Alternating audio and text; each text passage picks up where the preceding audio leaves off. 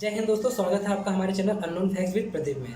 दोस्तों, आजकल आप देख रहे होंगे G20 की बहुत चर्चा हो रही है। तो आज की वीडियो में हम जानेंगे कि G20 क्या है, यह क्यों बना, इनमें कौन कौन से देश शामिल हैं और G20 की इतनी अहमियत क्यों है। G20 को जानने से पहले हमें जानना होगा G7 को, जो कि G20 से पहले बना था। तो बात करते हैं 1970s की। उस समय दुनिया की हालत बहुत ख़राब थी, ऑयल क्राइसिस चल रहा था। जो अरब कंट्रीज थे उन्होंने अपने ऑयल पर एक एम्बार्गो लगाया, उन्होंने अपने ऑयल की सप्लाई रोक दी उन कंट्रीज के लिए जो इजराइल को सपोर्ट करते थे। तो उन कंट्रीज में आते थे ज़्यादातर आपकी वेस्टर्न कंट्रीज, अमेरिका और यूरोपियन कंट्रीज। तो उस समय ऑयल रुकने की वजह से वहाँ के मार्केट में एक फाइनेंशियल क्राइसिस आया। उस फाइनेंशियल क्राइसिस को रोकने के लिए पहली G4 मीटिंग हुई, जिसमें यूएसए, फ्रांस, जर्मनी और यूके के फाइनेंस मिनिस्टर जो है शामिल हुए। और 1973 में पहली G4 मीटिंग हुई और 1975 में जापान और इटली को भी इस ग्रुप में शामिल कर दिया गया और इस 1975 में पहली G6 मीटिंग हुई। और 1976 में कनाडा भी इस ग्रुप को ज्वाइन कर लेता है और होती है G7 की मीटिंग।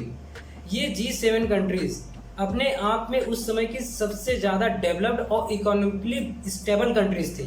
इनकी जो भी इकोनॉमी थी वे उस समय उस वर्ल्ड में बहुत ही ज़्यादा स्ट्रॉन्ग थी।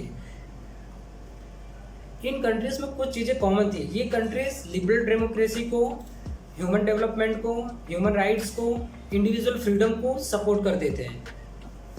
कोल्ड वॉर के टाइम पे ये कंट्रीज जो है वेस्टर्न ब्लॉक का हिस्सा भी थी। तो ये आइडियोलॉजिकली और इकोनॉमिकली सेम कंट्रीज थी। अगर एक कंट्री में कोई फाइनेंशियल क्राइसिस होता था तो दूसरी कंट्री भी ऑटोमेटिकली जो है उससे अफेक्टेड होती थी।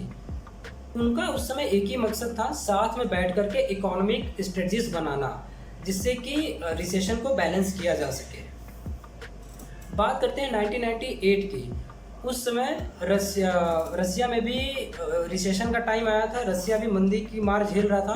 तो 1998 में इस ग्रुप में रसिया को भी शामिल कर लिया जाता है और उस समय फिर वो G7 से G8 बन जाता है। लेकिन फिर 2014 में रसिया जब इन्वेड करता है क्रीमिया को तो उसे उस ग्रुप से निकाल दिया जाता है और फिर से वो जो है G7 का ग्रुप बन जाता है। अब बात करते हैं G20 की। तो G20 की शुरुआत सन 1999 के एशियन फाइनेंशियल क्राइसिस से होती है। उस समय तमाम देशों के फाइनेंस मिनिस्टर और सेंट्रल गवर्नर के बीच एक मीटिंग हुई, जिससे उन्होंने एक फोरम बनाया जहां पे कि फाइनेंशियल क्राइसिस पे स्ट्रेटजी बना करके उन पर चर्चा की जा सके, जिससे जो है ग्लोबली जो है इकोनॉमिक बैलेंस बना रहे। बात करते हैं 2007 की। दुनिया में फिर से मंदी आ गई और इसका रीज़न बेसिकली ये था कि 2007 तक दुनिया जो है इंटरली जो है ग्लोबली बहुत ज़्यादा कनेक्ट हो चुकी थी। एक दूसरी जो कंट्री है वो आपस में ग्लोबली कनेक्टेड थे। तो जब भी किसी एक कंट्री पे फाइनेंशियल क्राइसिस आता था तो दूसरी कंट्रीज भी अपने आप जो है अफेक्ट होने लगती थी। तो इस वजह से दूसरी से तीसरी, तीसरी से चौथी और बहुत सारी कंट्रीज जो है इकोनॉमिकली जो है अफेक्ट हो जाती थी एक कंट्री के ऊपर डिपेंडेंसी की वजह से। तो इस वजह से जो है लगभग दुनिया में ही मंदी आ जाती थी, रिसेशन आ जाता था। इनसे निपटने के लिए जो है 2008 में G20 का एक ग्रुप बनाया गया, जिसमें कि पूरे वर्ल्ड की जो है इमर्जिंग इकोनॉमिक कंट्रीज को जो है मेंबर बनाया गया उसमें और उन्हें ऐड किया गया। उस तरह से एक ग्रुप बना जिनको हम कहते हैं G20 का ग्रुप। और ये इनका जो है उस समय एक ही फोकस था उस टाइम पे कि जो भी फाइनेंशियल मुद्दे हैं, जो भी फाइनेंशियल क्राइसिस है, उन पर हम चर्चा करेंगे। और G20 की खास बात ये थी कि अभी तक जितने भी ग्रुप थे उनमें जो है उनके फाइनेंस, सभी कंट्रीज के ऑलमोस्ट फाइनेंस मिनिस्टर्स ही हिस्सा लेते थे और वही वहाँ पे स्ट्रेटजीज बनाते थे।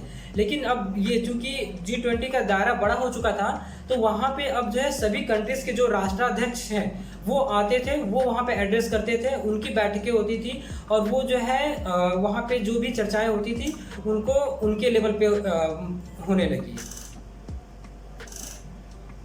और साल 2008 में अमेरिका के वाशिंगटन में पहली G20 की बैठक हुई और अब तक 17 बैठकें हो चुकी हैं। भारत जो है 18वीं बैठक की मेजबानी कर रहा है। वैसे इस ग्रुप का मेन फोकस जो है इकोनॉमी से जुड़े मुद्दों पर चर्चा करना रहा है, लेकिन वक्त के साथ साथ इसका दायरा बढ़ता रहा है और अब ये जो ग्रुप है बहुत सारे और मुद्दों पर भी डिस्कस करता है, जैसे sustainable development, health, energy, climate change, agriculture, anti corruption और भी कई मुद्दे हैं जिन पर ये ग्रुप जो है अब चर्चा करने लगा है। दोस्तों, आप जानते हैं कि G20 कितना ताकतवर है, तो इसका अंदाजा इस बात से लगाया जा सकता है इसमें कितने देश शामिल हैं और कौन कौन से देश जो है इस ग्रुप में शामिल है। इस ग्रुप के जो देश हैं वो है Argentina, Australia, Brazil, Canada, China, France, Germany, Bharat, Indonesia, Italy, Japan, Republic of Korea, Mexico, Russia, Saudi Arabia, south Africa, Turkey, UK, America, European union और अभी करेंटली एक और नई कंट्री ऐड हुई है, अफ्रीकन यूनियन। इन्हें भी अब ये इतनी बड़ी ग्रुप बन चुके हैं, 21 कंट्रीज का ये ऑलमोस्ट ग्रुप बन चुका है। और जब इस ग्रुप की बैठक होती है तो जो अध्यक्ष देश होता है वो हर बार बतौर मेहमान कुछ देशों को आमंत्रित करता है। जैसे कि भारत ने इस बार कुछ देशों को आमंत्रित किया है, उन देशों के नाम है बांग्लादेश, मिस्र, Mauritius, Netherland, Nigeria, Oman, Singapore, Spain और यूएई। ये कुछ देशों को भारत ने अभी आमंत्रित किया है G2023 में।